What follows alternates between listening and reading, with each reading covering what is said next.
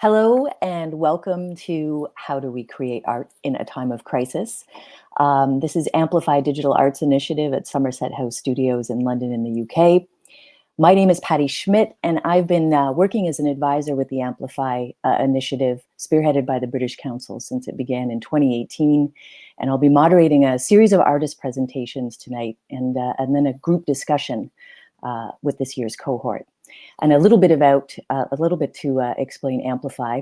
It's a digital arts initiative that connects and empowers an active network of women identifying artists and professionals working in the digital arts, sound, immersive storytelling sectors across Canada, Latin America, and the UK. And since 2018, the program has hosted 80 women identifying artists and professionals representing 8 different nationalities across 3 continents. And the program's been built as a platform for dialogue on not just gender equity, it also commits resources to career and capacity building activities, peer exchanges, and opportunities for cohort participants to showcase their work in the context of dynamic contemporary festivals, events, and residencies. And we are here for the second time, although virtually, at Somerset House Studios in London for this year's residency program. The discussion that will follow a series of artist presentations from amplifiers is called How Do We Create Art in a Time of Crisis? And we'll be exploring what it means to be an artist in this new era of uncertainty and how we create art in a time of crisis, while also leaving space to question whether we need to create art right now. So we'll begin first with a series of presentations. There's 4 artists representing Canada, Argentina, and the UK, and then we'll convene afterwards for a group discussion. So I'll welcome first Sonya Stefan from Montreal in Canada to present her work. My name is Sonya Stefan, and I'm a mom, and I also work in dance and media, and I curate. And this is one of the first pieces that I started working with the idea of energy spilling into each other with my friend Patricia Iraola. And that's my daughter Charlie on the top, and together we work in those different worlds, and they intersect in different ways. But the top is me in a contemporary dance rehearsal, and on the bottom 2 on the left, I'm working with analog TV, and we were looking with the idea of the spine and with 60mm film on the right. And I curate for these festivals and DIY spaces. So the top is La Lumière Collective, and it's just independent micro cinema, and the bottom 2 are 2 music festivals that promote or show music, dance, and visual arts. So when I work with 60mm film, I usually process it on my own, and I don't wind it up in a roll. I usually let it be free and store it in bags, and it allows for like different textures and scratches to come onto the image. So you can go to the next one. And this is a 60mm film I was working with flowers, and I was really in love with the idea of like energy spilling out into the space. And I was in love with the colors pink and purple at this moment. And this was a mix of 60mm film and digital projector feedback. The other thing that I have been really working, that's been preoccupied for a long time, is the idea of using objects that people throw away. So trash, I guess. And this was trash that was wrapped up in plastic at my work that they said that they could not refurbish or give it away. And it started a project where I started looking for televisions, and I was just attracted to analog TVs. And you can go to the next one. And sometimes the TVs were in not so great shape, and sometimes they were okay. And we started finding them all over the town. And in Montreal on July 1st, everybody moves. So they're everywhere on the street. And my friend and artist, Dana Gingras, and she would find TVs and photograph them. And if they looked like they were working conditions, I would come pick them up on my bike or in a car. And we just started collecting photos of just where the TVs started and bringing them to my studio and doing this really easygoing cabling system. And I would figure out what type of personality each TV had and what texture. and they all reacted different. And we started archiving it on this called Hot New the Lonely. And it's still something I still do. People still find TVs on the street, and I still keep collecting them. And and the TV kind of became a project that I worked with Dana and Group A, who's a music duo from Berlin, and me. And it was a hybrid piece that worked between dance, installation, and music. So it was, how did these things flow into each other and be with each other, simultaneously and together. And the piece, we talked a lot about female pleasure. And so I worked with images of the mouth and the idea of openings. And the installation ended up looking like a star constellation, which I really liked because the floor was reflective, and it really felt like a water space. And the ones that were hung, they felt like they were floating in the sky. And I really loved how there was this like circular kind of feeling around us. So then the pandemic hit, and on March 13th, I lost all my jobs, and I guess I had permission to just not do anything and just think about being home. And this started a whole kind of a thing that I guess I always wanted to do, but I never did. I started walking, and every day I would walk for 3 or 4 hours, and I walked with two main people. I walked with my mom, and I walked with my friend Karen Fennell, who's also a dance choreographer and artist, performer. And this started a whole thing where we would just climb trees, and my mom and I would like go through the forest together. And I actually didn't know that she liked to do that until this moment in time. And I realized that it's been a really, really long time, but I'm always taking photos of trees. And I really love trees, and I really like going into the forest. And it just reminded me of the way I was as a kid, because as a kid, I would like to go in the forest and build forts. And but it's just, again, it's been like a collecting of just these moments I'm with trees with my friends or my family, which started a project with my mom. Like with the walking, I realized that since COVID started, everything got taken away from her. She couldn't go to the Y anymore to go exercise. She couldn't see her friends. My brother, she was taken from her apartment to my brother's house, and she suddenly didn't have her independence. And the one blockade was the internet. She's a person who she got taken out of school when she was in grade 3, so she fears English. I guess she fears writing and reading, and so we started to work together. And this is my mom, and this is her at the beginning of. I spent a month with her, which is probably the longest we've ever been together since I was young. And she was really fearful at the beginning, but she really, really wanted to learn. And I realized that I didn't share my my digital knowledge with my mom. I guess I was being like ageist, thinking that she didn't want to do it, but it was the opposite. She was really, really, really into it. And then this turned into us driving around town, and she was showing me where she would get free Wi-Fi. You could go to the next one. And we would like do internet school in the car. And she likes Pizza parking lot because the Wi-Fi is great there. And she loves video games. It was all these things I had known. I did not know that she liked to do this stuff. And now I taught her like how to communicate with me without writing or texting. So she sends me photos, and there's like emoji fun and video chat. And she's just like, it's like she's so excited that she can communicate with us in this way. And she likes to send me like selfies with my high school picture.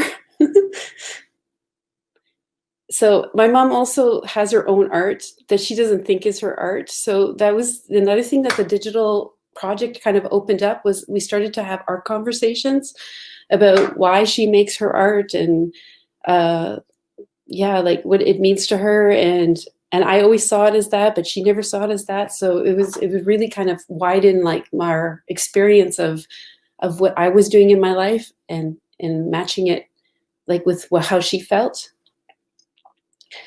And the other thing I found out, I didn't know that she loves architecture. So this started us into a thing where we would drive around town with a GoPro in the car, and she would just bring me to different places in town and show me what she loves. So you can go to the next one. And this is a little video that you can start maybe 30 seconds in.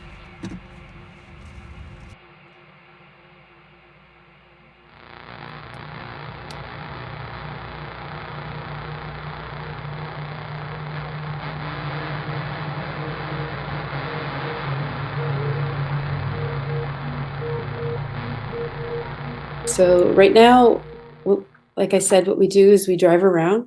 She shows me like she likes this building or that building, and then we go home and we like put it on her TV and we look at it, and then she gives me comments of how she feels how we filmed it. And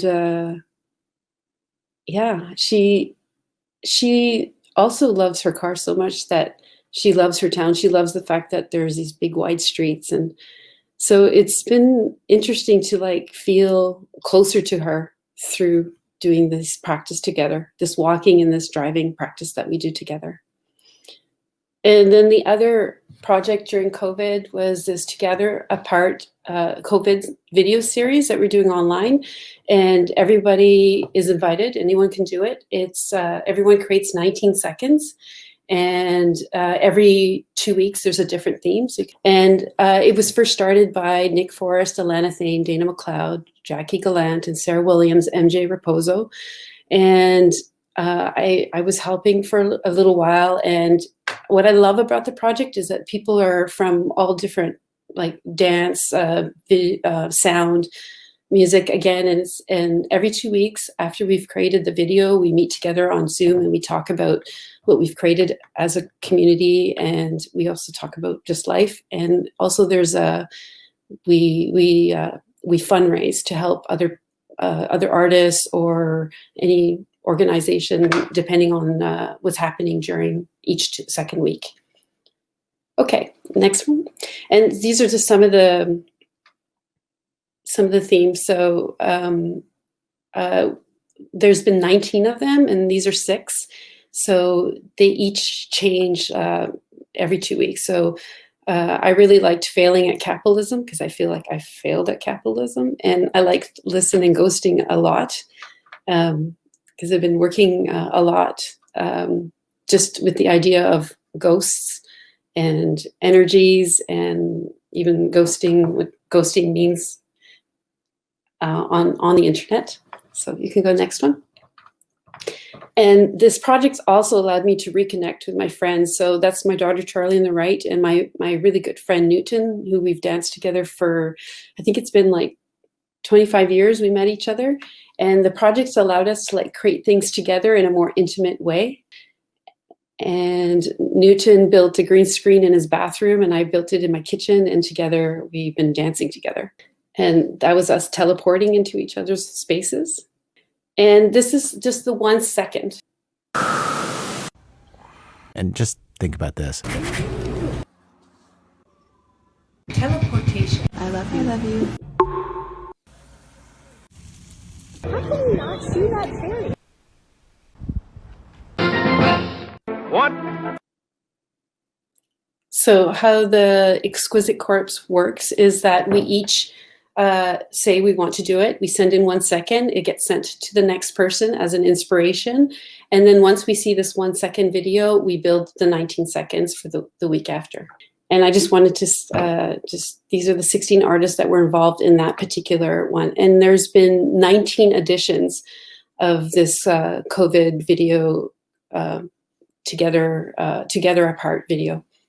And my last thing is, these are just some outtakes of the trees that I've been with recently, and also some things that Newton and I have been dancing together.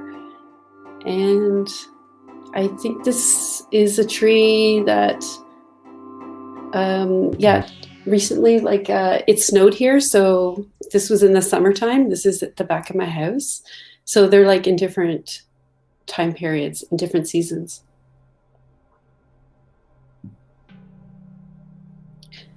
And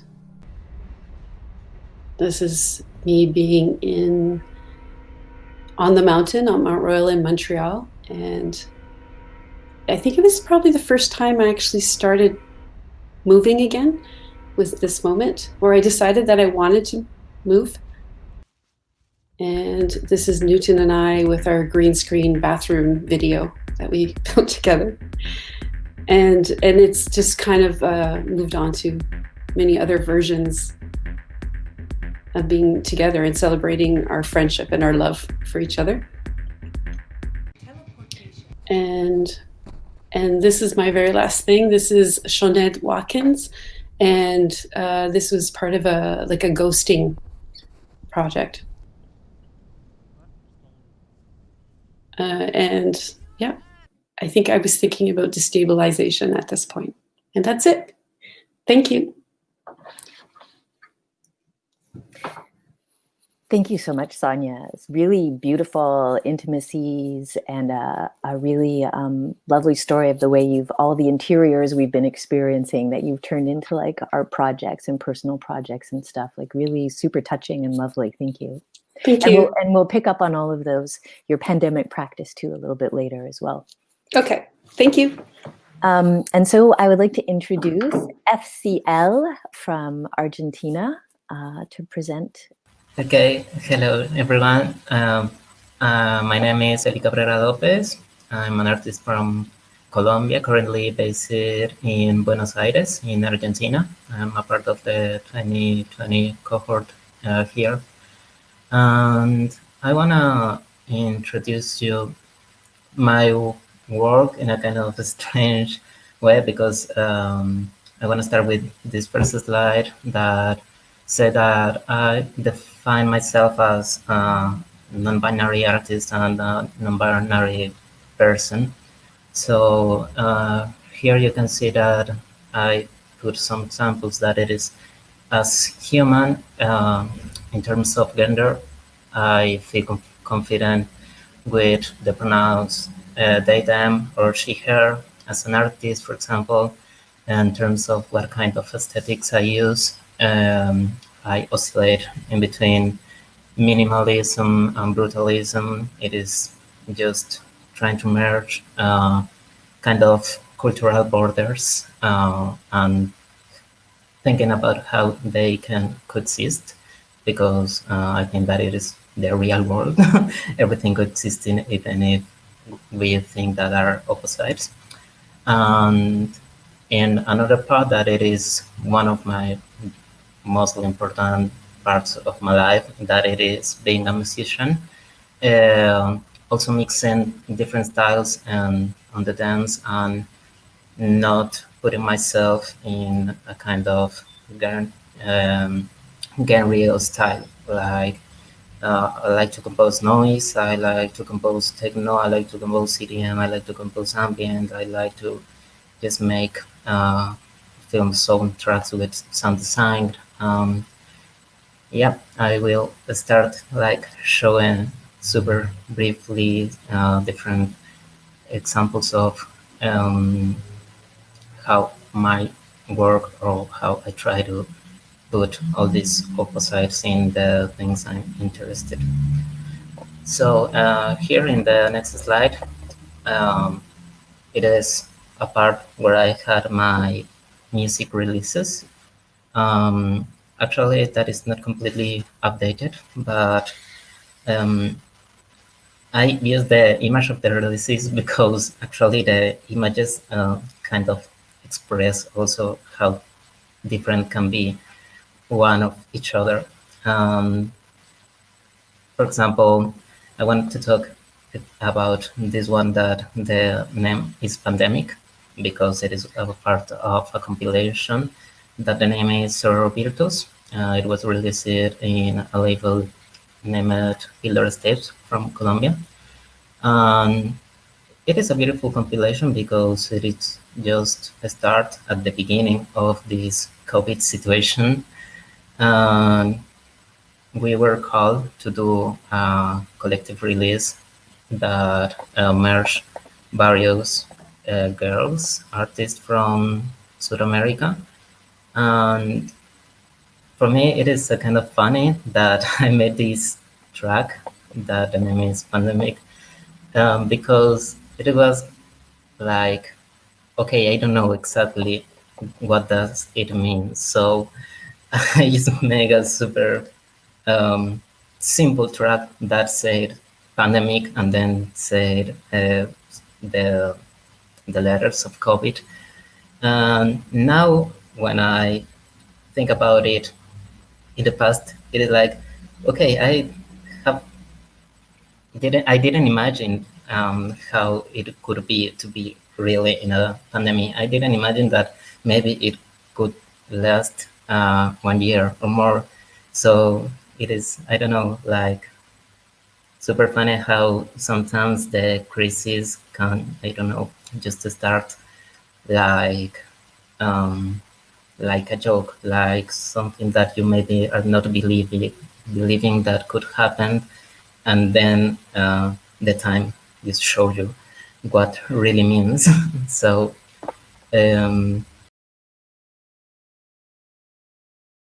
here in the next slide, you can find some images of my transmedia projects.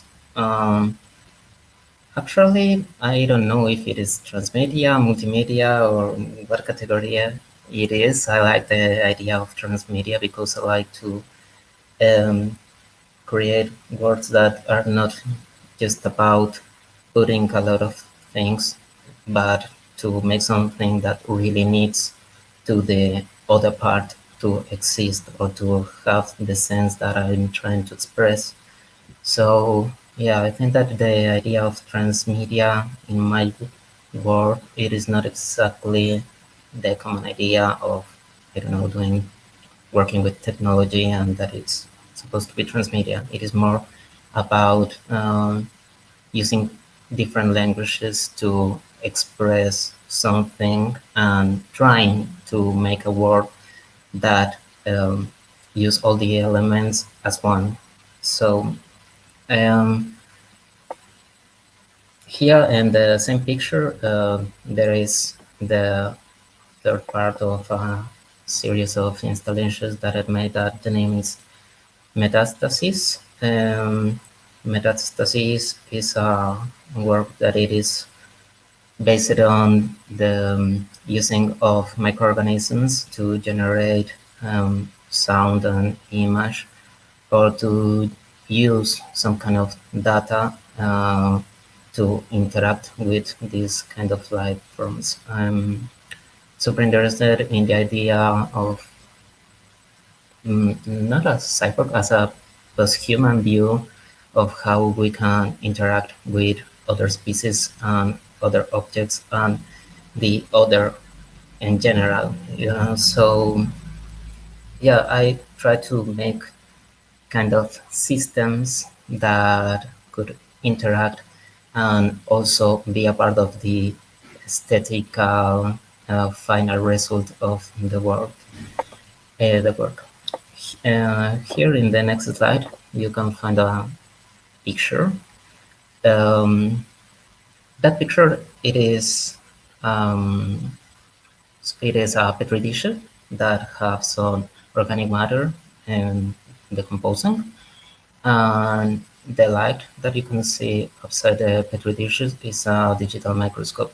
So I'm showing particularly this picture because I also try to think how these materials can be aesthetical, and there's another thing that I'm really interested in, and there is the idea of abjection, and if the idea of abjection is kind of natural or if it is an artificial concept that it is made by history and society. So I tried in this work to make something that it is not focused in the technical, but in the aesthetic approach. Here you can see some cables, but I usually try to invisibilize the dispositive because for me it is not the most important part. For me, the most important part is trying to find a way to interact with something different, with something that I cannot understand, but I can try to be a little bit near of it. Going to the slide before, I just want to mention super briefly the last image that it says un yo sin el tiempo, that the translation is something like a self without time. I want to mention that work because it was just a video installation and a performance that is not super complex in technical terms. It was just me moving with my body while the projection was upon me. But the thing there, it is the projection, it is also myself in different times of the movement. So it is a kind of abstraction about how self could be completely different from one moment to another. So yeah, it is just an example about the range of ideas of my work when I work on transmedia. I think that the most important for me, it is just to find the way to express something that I'm thinking in that moment, and it is not exactly about the technique. It is just, if I don't know how to do something, I will try to learn, but the important thing is that I have something to express and I want to be free of expressing that. It is connected with the idea of being not binary or not dualist. In the next diapositive, after the work we saw before, it is a gallery of some frames from different audiovisual works. Usually I work audiovisually kind of more performance because I'm trying to do kind of visual music, but I'm not feel so comfortable with the idea of just projecting these images because I need the visuals to perform and I need the visuals to get enough attention. So it is super different to have these visuals on live or have these visuals in a screen. But basically, what are you seeing there are some works, current or previously works, that are just about that simple idea of how to express in a visual way or a kind of synesthetic way the sound and the music and how to perform in an audiovisual way that does not imply exactly the body. So yeah, that is this part of my work. I also made some videos, but that is another side of my life and career that are basically just designed for other people or other artists. And here is an example in this another slide about one of these approaches that I made to visual music. Okay, so here is a video.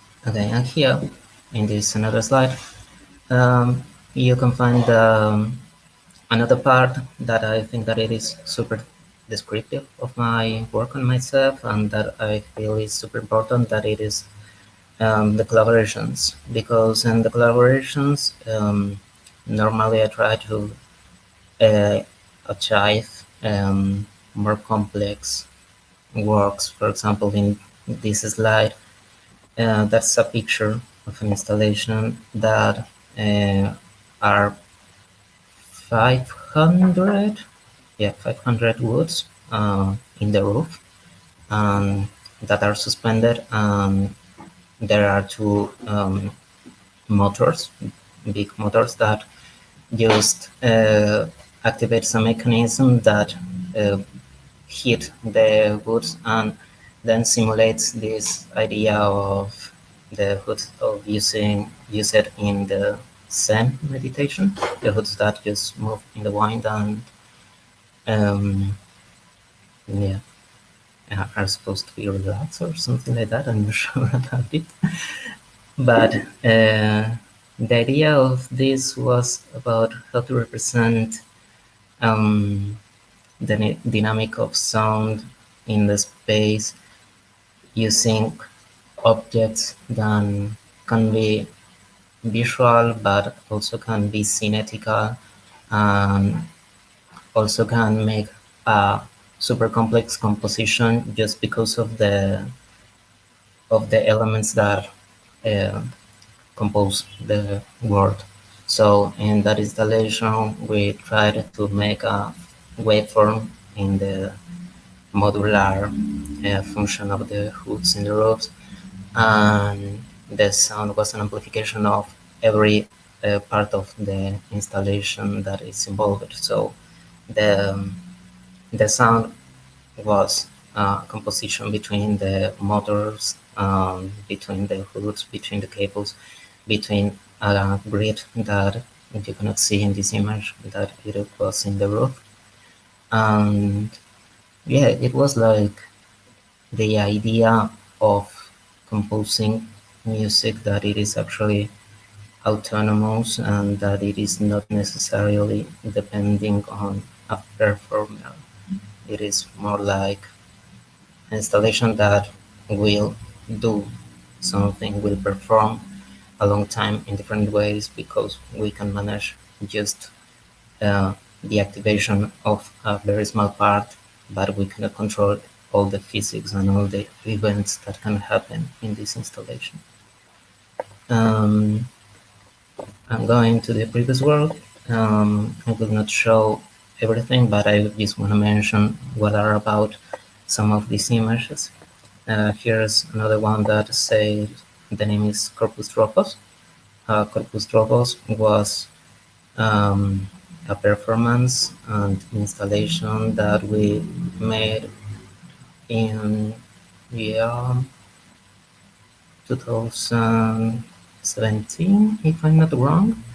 That it was about the feminicides here in Argentina, because here we have a super, I don't know, horror statistic that it was like 25 feminicides every day. So yeah, we'll make a kind of performance where the bodies was just trying to exist, while the visuals and sound that are upon them are kind of I don't know, are being violent with the body that it is on the floor. There was here in this presentation are a lot of another images. One are site specific 003 and 002.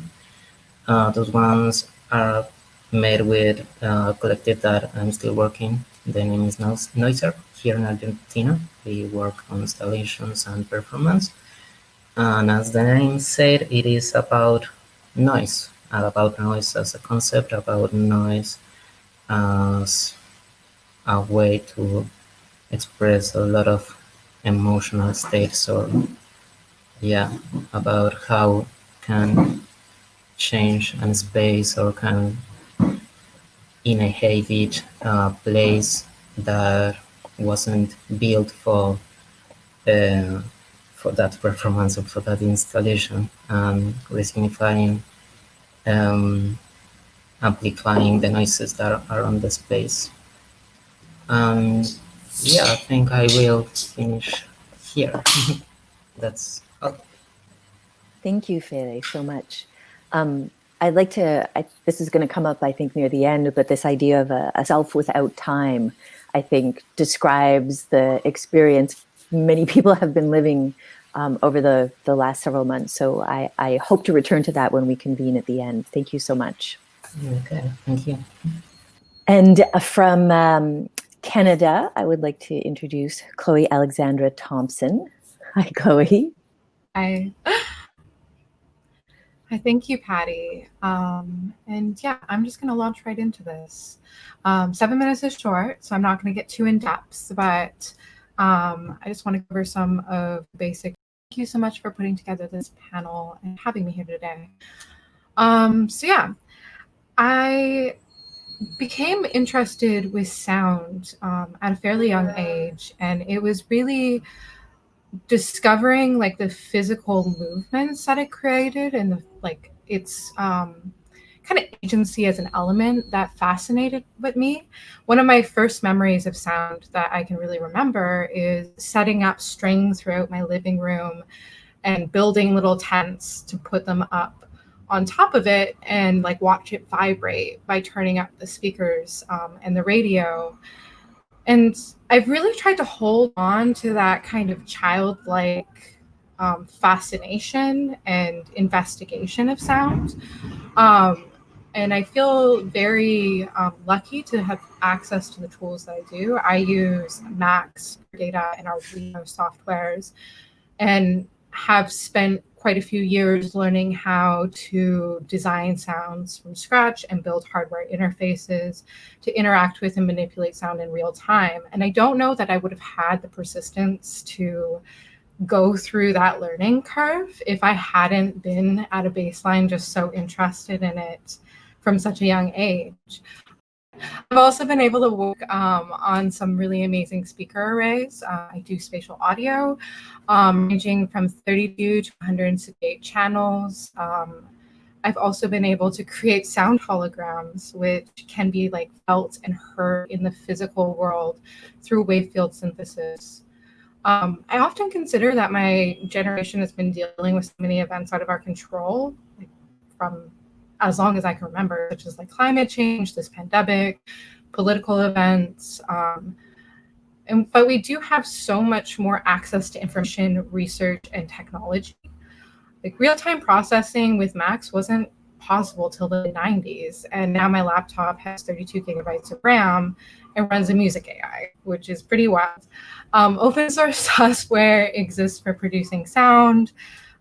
A lot of computers just come with a digital audio workstation at purchase. And that's allowed me to be in a position where I can help teach people about sound and mentor others and open source that technology, which was a lot harder for me to get a hold of as a young person, and specifically as a young woman, just not having someone to teach me or tell me what was up. And yeah, my process considers sound to be similar to the somatic arts in the sense that it can operate as a place of physical digestion. It's become common knowledge that gamma waves show promise in helping with increased cognitive flexibility, creative thinking. Sound healing is a trend and a playlist on Spotify. The knowledge of the physicality of sound and psychoacoustics are something that's talked more and more in the experimental community. And so it's been really interesting to like hear all of this stuff that I've been nerding out about forever and kind of feeling a little isolated in, become more and more mainstream. And possibly that's just because I've like moved around and been able to encounter these people on my own. But yeah, let's just take a look at some videos of my work for a little bit, and then I'll explain more about my actual process.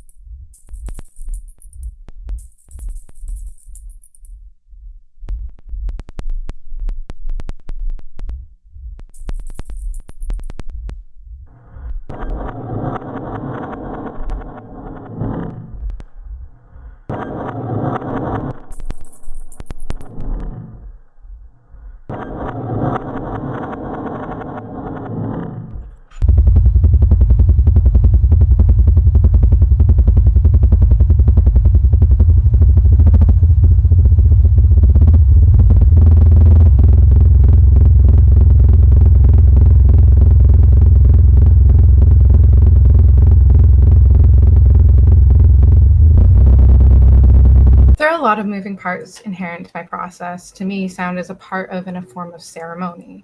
At the core, I consider collaboration to be my most important factor in my work. Within the worldview, there's an idea of being with all our relations. And I think when I think of sound, I think of it as a relationship with the potential to bring people together. Reaction to space is also a relationship, and I consider space to be a collaborator as well. This is not often mentioned explicitly, but is definitely evidenced technically through the use of convolution, reverb, and recording studios. When I make sound, I often use portions of my own breath, body, or voice to control aspects of my composition, even if you might not hear them explicitly, the pitch of oscillators, and more. I also change my compositions depending on the space I am in and the audience in real time. I use field recordings, granular synthesis, and sometimes mics the audience in the room. During quarantine, this has kind of made things feel missing, with a lack of tangible feedback while performing in live streams, kind of not being there. And there's this like general minimization of contact, creating barriers for collaboration in person.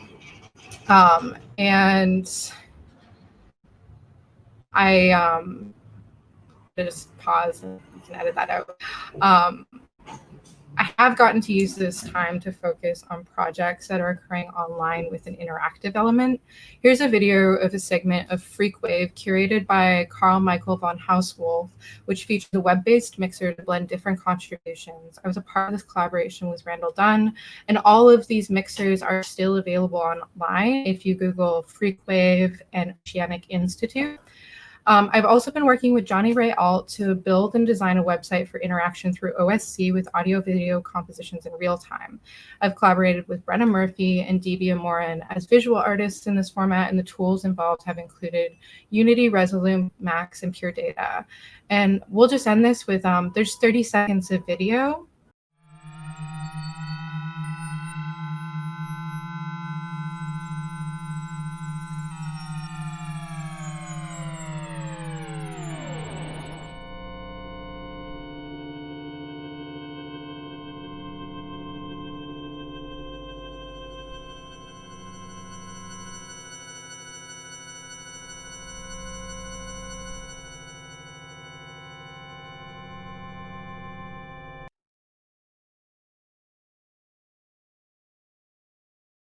Thank you so much, Chloe. Totally fascinating stuff. I feel also very lucky to have seen you in the before times on a nice big sound system for a performance of really beautiful compositions. And I do remember also Martin Schmidt from Matmos talking you up at the end of that he also was there and really loved that.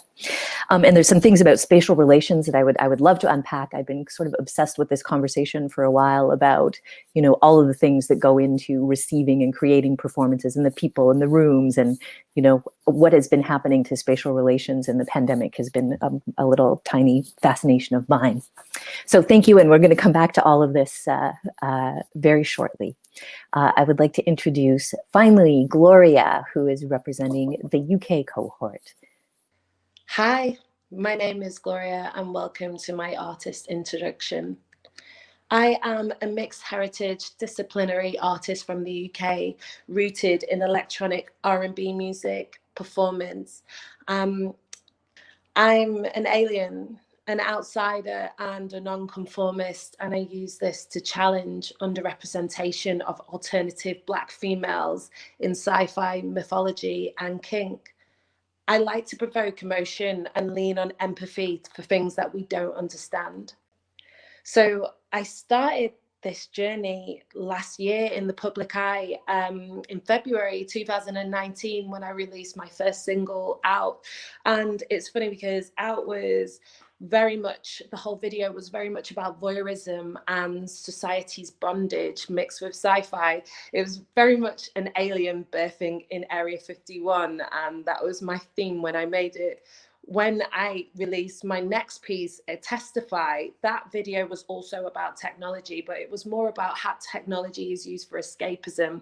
I created this hyper reality where people use technology to escape into the most ever normal situations, such as Uber pools, just so that they could feel the connectivity with humans. In 2019, I also started collaborating with a femme digital studio called Her Visions. We created tech-laced live shows mixed with face filters and sound reactive CGI visuals. We were working on a concept in a hotel room, which was very much an intimate show. And this was all about sound. This was all about exploring intimacy in the idea of gaming and future tech. And then the next slide, we're going to talk about my influences. So in 2020, I feel like myself as an artist has been able to really develop, and I'm just going to talk through some of my influences now. Sci-fi and data is super key for where my artistry is. I feel like with sci-fi, it's so unknowing and unapologetically fantastical. I can imagine Black futures in this space. It's so limitless, basically. I really love Black quantum futures and their ability to present fact and futures in performance and presentation. And this is something I'm going to be working on for 2021.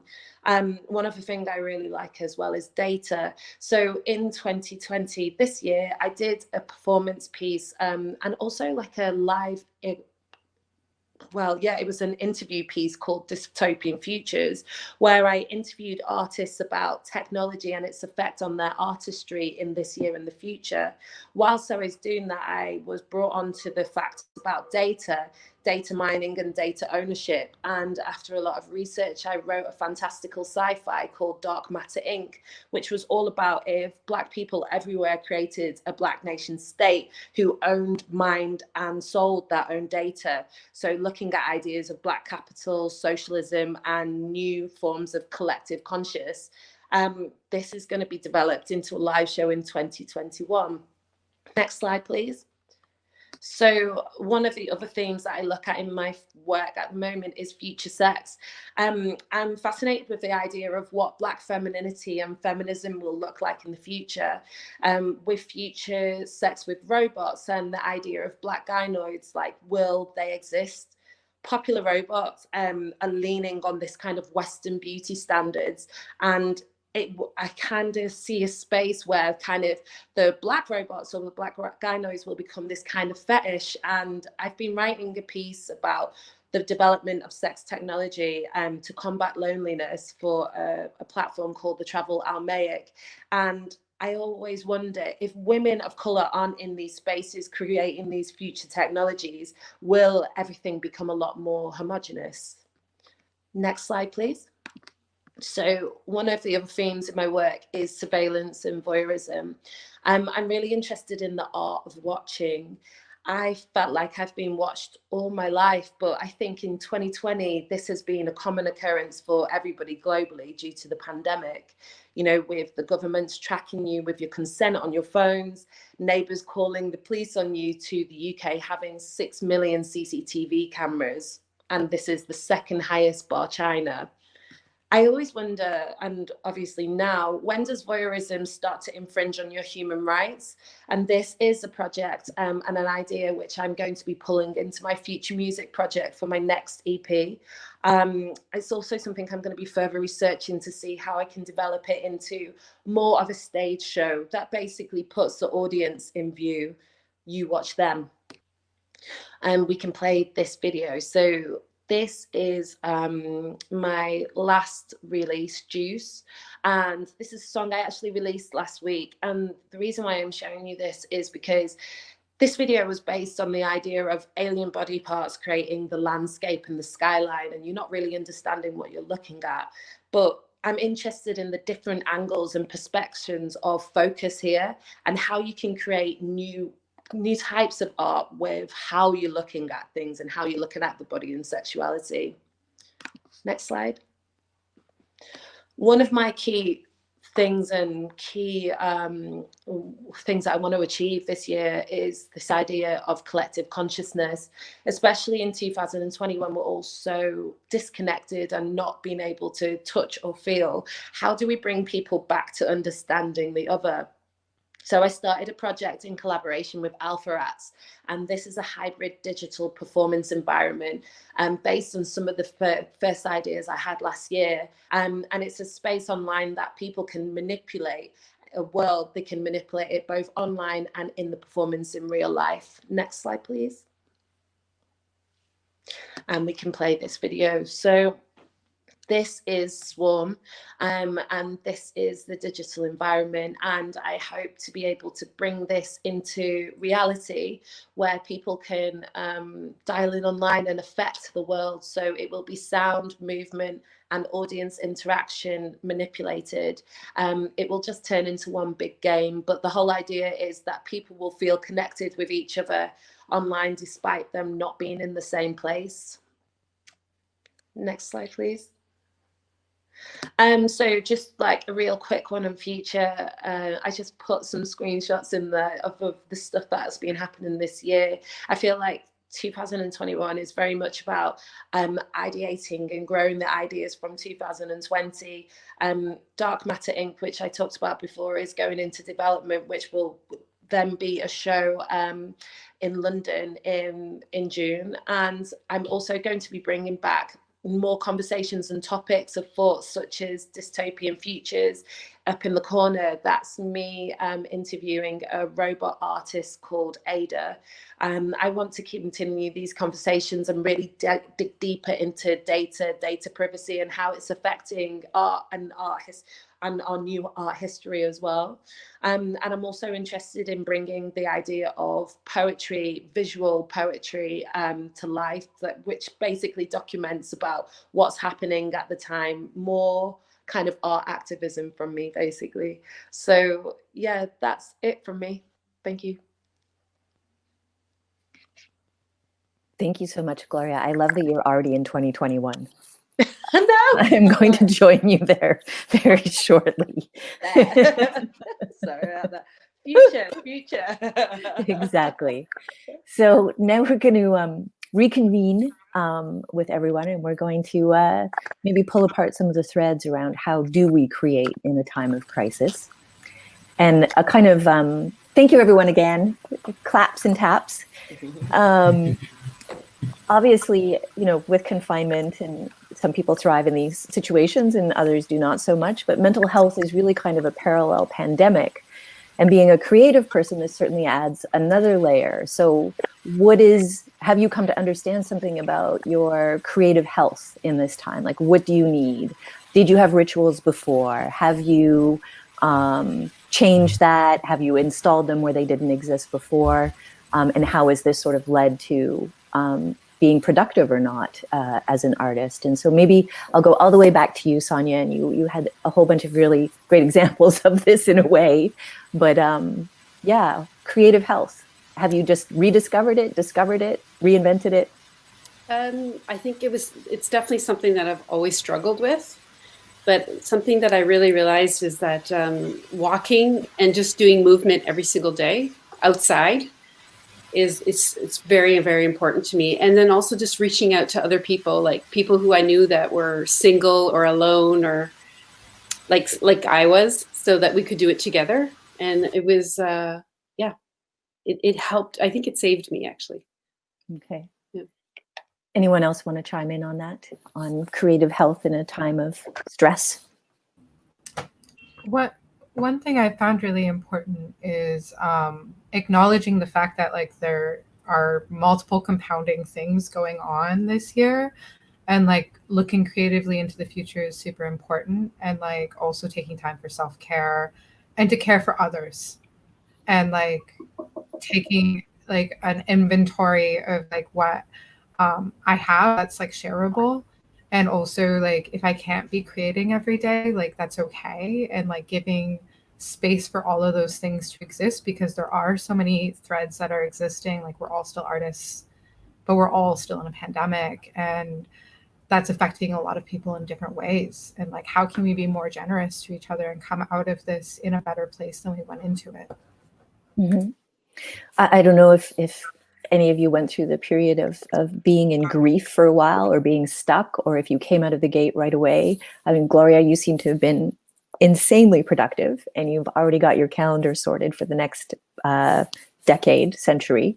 I mean, how did you deal with things as this unrolled on you? Well, it's funny because I actually did go through a big amount of grief, just grief for kind of my old self and grief for 2020. And then when I realized that I needed to actually have the space that 2020 gave me, that enabled me to just kind of focus on the future and develop things from there. And I think kind of the last question that you asked really links into this one, because I was really focused on cementing my past so I understood my future. And it was a focus on future ancestries with my mum, like you were doing with Sonya. And just these kind of practices of self-care, you know, and it enabled me to do the things this year. Mm-hmm. Fele, what about you? Yeah, it is something similar to Gloria. It was like at the beginning, it was super hard to understand how to live in this context.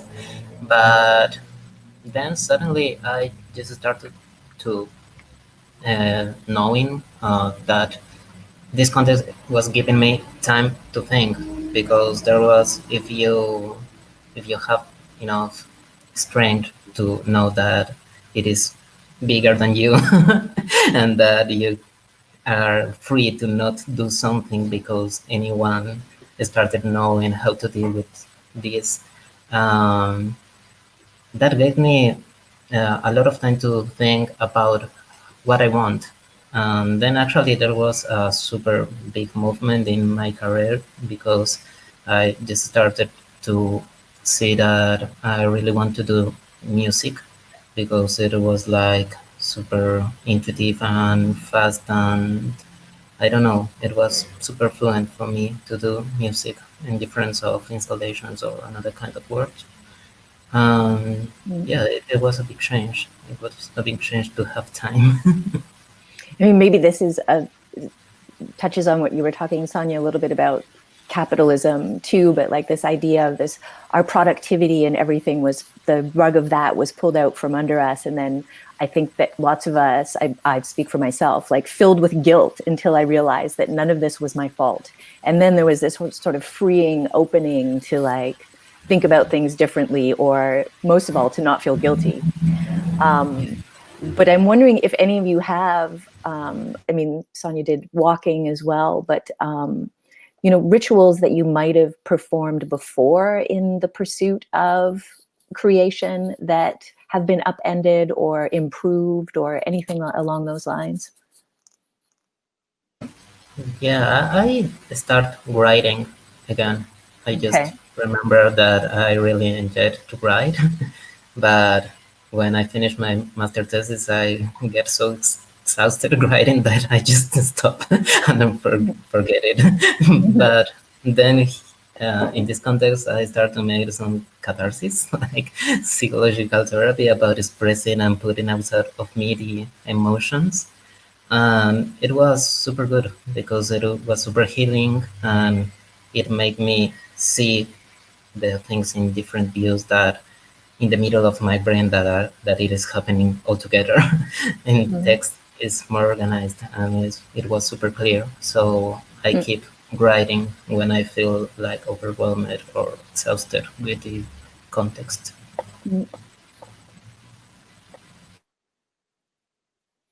Anybody else? I've been listening to dreams, keeping more of a dream journal, and it's something that I did really, really intermittently before COVID, but I feel like it's actually really helping me with my creativity now. So I try and keep it a lot more religiously and just kind of try and listen to whatever my mind's trying to say while I'm half asleep. So we have a typewriter at home that we keep on the table, and we just type in whatever mood or thought we have. And we've been doing it almost every day. And so it's a bit of a little journal that we've made. Amazing. Yeah. So I just had to wait for a minute for the little quirks to come out.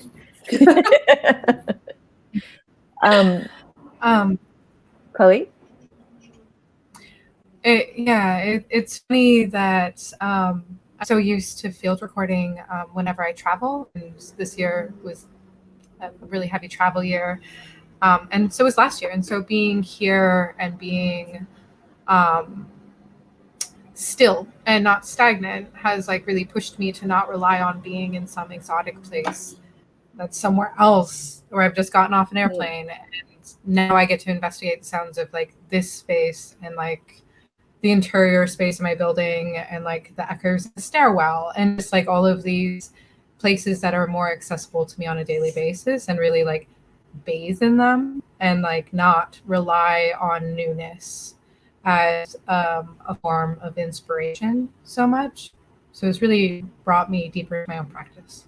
Wow, that's interesting. Were you in New York when all of this was happening? Like, have you been there the whole time? Was there a profound quietening of the city that took you by surprise? I know where I am, I was been totally shocked by how quiet things got. It was a little eerie because I live on like a main road, and it kind of was like ambulance alley, and I was doing co-teaching like a max class at the time, so I was filming these tutorials, and there was days where like I would just not be able to film because every 3 minutes there was an ambulance or even less. And so it was more like this overwhelming understanding that there were people dying in mass around me. And I also had COVID, and my whole studio got COVID before the lockdown.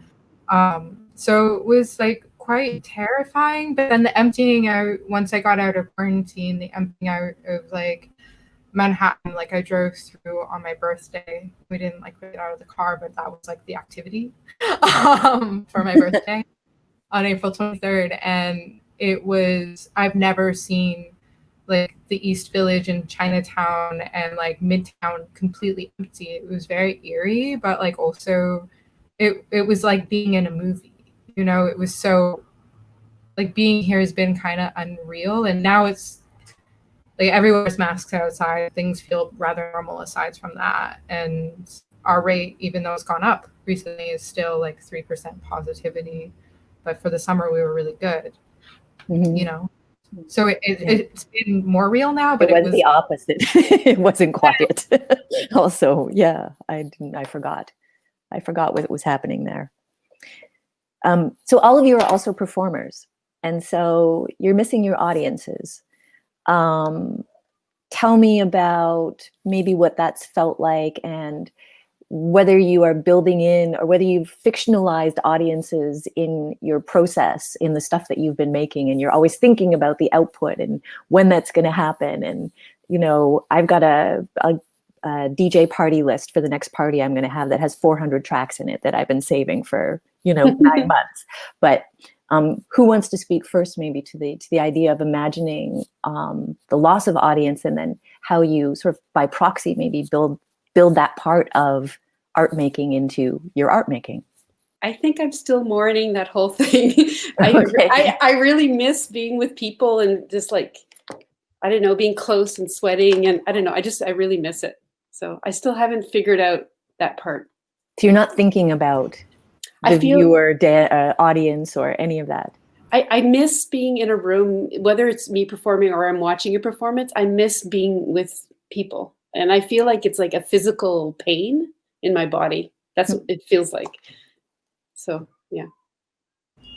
Sonya, I relate. And also your work, MUTEK, was so beautiful and such a thing to experience in person and in that room. But yeah, I've thought live streams, I can't really deal with them. Like I don't feel good doing them. So I built like a web platform to be able to at least have some sort of interactivity online, and then I build patches that are interactive in real time. Which isn't quite performing, it's more like doing a gallery installation with sensors is the closest thing that I'd compare it to. But that's been kind of the alternative to trying to make things not really the thing be the thing, if that makes sense. Efe, how are you thinking about audience lost and audience to come in the future in what you're making? Yeah, the same. I really miss to be with the people. I really not think a lot about it because it is super hard for me to to know that I don't know, a lot of is kind of missed part of what I do.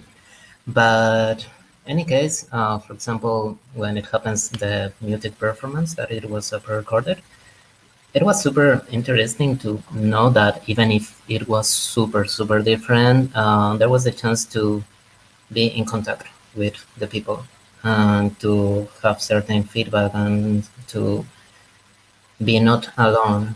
Maybe that was one of the things that it was super strange for me to understand, that doing something that I cannot feel that I'm doing something for someone, you know, because in the presence, that is the super evident part, that you are doing something not just for yourself. It was important for me, but I think that also start streaming and doing things that have the chance of chatting in a super strange way with pre-recorded things and chatting while the things happened. Talking in simultaneity was super interesting also. But yeah, I really miss people. Yeah, really miss people. Everything that you're saying, Fele, and also what Chloe, you said about the thing that's not the thing, the performance.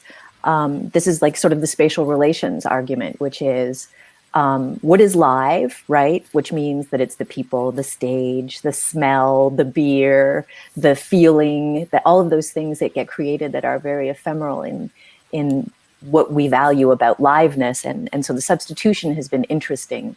And I know, Gloria, you've been very active in online, sort of the gaming, the performances, like you are out there. How are you thinking about spatial relations and audiences, and how are you conceiving of this? Performing to no audience is really difficult, but at the same time it's quite beautiful because it feels like you're performing in your room. You can just completely let loose because there's nobody there, but you know that kind of feeling's going to portray through the camera to them later. But I am missing sweat and bodies and all of that. But thinking about the future, I'm thinking about how you can break down performances into more of an intimate, individual performance for people, so you can start interacting with audiences slowly and more kind of sincerely, really. And I think that's what I'm going to be focusing on in the future. I think your last question was about, do you think this is going to continue? Was it about live streaming? Yeah, I mean, I think that you've encapsulated it in your answer as well, but it's certainly speculative. Yes. So right, okay, cool. Yeah, I think that we've got you back in. It's going to be, no one's ever going to know after it's edited, except your box might have moved. Yeah. So, I mean, just to close on what the after times might look like, or what you're looking forward to. Are there any things that you're taking away from this period, assuming that we enter back into a normal, which is probably going to be gradual? But Sonya, tell me about your speculation of the after times for you as an artist. I feel very excited. I feel like lots of people around me are doing really inspiring things, and I feel like there's no like going back. I think we're going forward. It's a whole new thing. Like even if live comes back and we're able to be in rooms together, I think it's all going to mesh all together. And so I find it all, like, I have no idea how it's going to work, but I feel excited about that. Yeah, me too. I feel super excited about that. I don't know how it will be, but I'm super anxious also because I'm producing a lot of music and I really want to know how it will be to play in a stage again, like not just releasing virtual things, but playing all this new stuff. Actually, I'm positive Chloe? on that. I am excited for the live coming back. One thing that I've been in conversation with a lot of artists who also tour quite often is thinking about stopping all of our flying for this year, and the climate effects, excuse me, the climate effects of us taking that many airplanes, and how now it's like, okay, well, if I'm going to go to Europe, like, and do the long haul flight, like I do need to be there for a substantial amount of time before getting on another airplane, because that's irresponsible. Yeah, I was on probably 100 flights last year, and not doing that, my body feels better. And also I'm not killing the earth by doing that. But another thing that is interesting to think about going back to live is just being able to have the basic face-to-face connection and like physical contact that we're used to having. Like I'm used to shaking people's hands, while still keeping in mind all of this work that we've done together to keep each other safe, and like going back into our communities with this like more interdependent and community-based mindset that's concentrated on thinking about safety, which has been like a huge conversation since like Me Too, but like actually integrating that knowledge through like our own inconvenience, I feel like is going to bring about so much change. At least I hope so, you know? Yeah. Gloria, last word is yours from the future. So yeah, I think I'm really excited about live to come back for the positive art activism that we can do in a live space, instead of on the screens. It's really about that collective consciousness, just like Chloe was saying, actually. And I'm actually excited about the idea of new world tours, because kind of touching on what Chloe said, you don't actually need to take flights now. So there'll be some live performances, there'll be some that are just fully digital. And with the digital ones, you can create such great intersections of art, music, and tech that I think we're going to see some really, really positive art come out of next year. I'm really interested to see where live performance goes. Me too. I want to thank you all for your presentations and your thoughts and your generosity and the intimacies and coming live from your homes and all of that.